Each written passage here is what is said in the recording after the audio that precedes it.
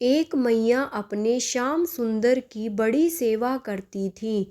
वह प्रातः उठकर अपने ठाकुर जी को बड़े प्यार दुलार और मनुहार से उठाती और स्नान श्रृंगार के बाद उनको आईना दिखाती। उसके बाद भोग लगाती थी। एक बार उसको 1 मास की लंबी यात्रा पर जाना पड़ा। जाने से पूर्व उसने ठाकुर जी की सेवा अपनी पुत्र वधू को सौंपते हुए समझा रही थी। ठाकुर जी की सेवा में कोई कमी न करना, उनको श्रृंगार के बाद आईना दिखाना, इतना अच्छा श्रृंगार करना कि ठाकुर जी मुस्कुरा दें। दूसरे दिन बहू ने सास की आज्ञा अनुसार ठाकुर जी की सेवा की।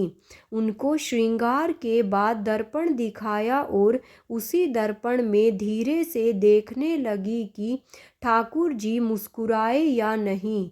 ठाकुर जी को जब मुस्कुराता न देखा तो सोचा श्रृंगार में कमी हो गई होगी।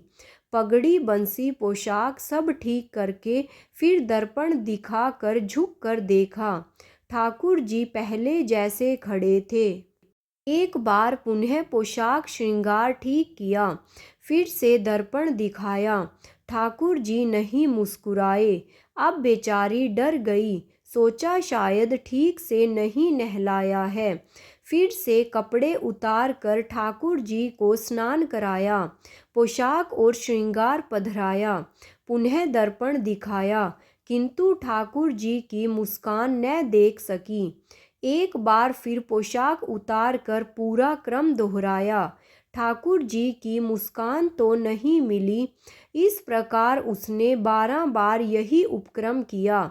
सुबह से दोपहर हो चुकी थी। घर का सब काम बाकी पड़ा था। न कुछ खाया था न पानी पिया था।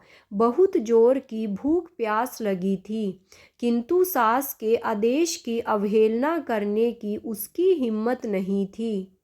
13वीं बार उसने ठाकुर जी के वस्त्र उतारे, पुनः जल से स्नान कराया।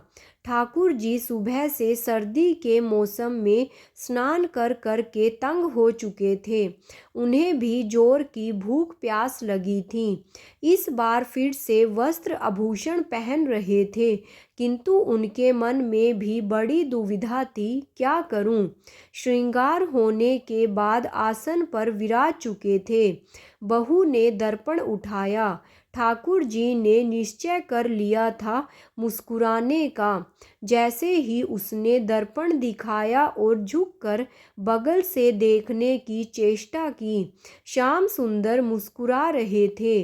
उनकी भुवन मोहनी हंसी देखकर बहू विस्मित हो गई, सारी दुनिया को भूल गई। थोड़ी देर में होश में आने के बाद उसको लगा शायद मेरा भ्रम हो, ठाकुर जी तो हंसे नहीं। उसने पुनः दर्पण दिखाया। ठाकुर जी ने सोचा प्यारे अगर भोजन पाना है तो हंसना पड़ेगा। वे मध्यम मध्यम हंसने लगे। ऐसी हंसी उसने पहले नहीं देखी थी। वह मंदहास उसके हृदय में बस गया था। उस छवि को देखने का उसका बार बार मन हुआ। एक बार फिर उसने दर्पण दिखाया और ठाकुर जी को मुस्कुराना पड़ा।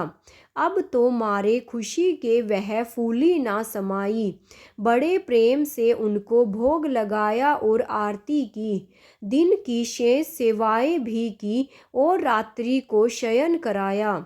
अगले दिन पुनः उसने पहले बार ही जैसे ठाकुर जी को स्नान करा के और वस्त्राभूषणों को पहनाकर सुंदर श्रृंगार करके आसन पर विराजमान किया और दर्पण दिखाया। ठाकुर जी कल की घटनाओं और भूख को याद किया।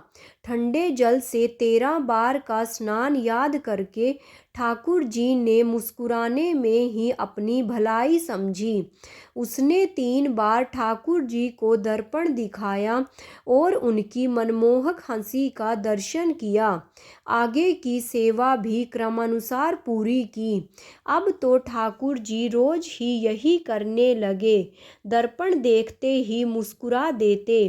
बहू ने सोचा शायद उसको ठीक से श्रृंगार करना आ गया है, वह इस सेवा में निपुण हो गई है। 1 मास बाद जब मैया यात्रा से वापस आई, आते ही उसने बहू से सेवा के बारे में पूछताछ की।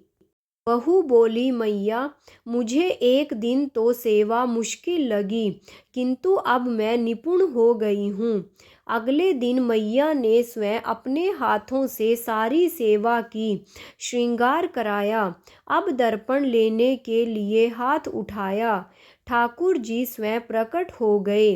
मैया का हाथ पकड़ लिया, बोले, मैया, मैं तेरी सेवा से प्रसन्न तो हूँ, पर दर्पण दिखाने की सेवा तो मैं तेरी बहुरानी से ही करवाऊंगा, तू तो रहने दे।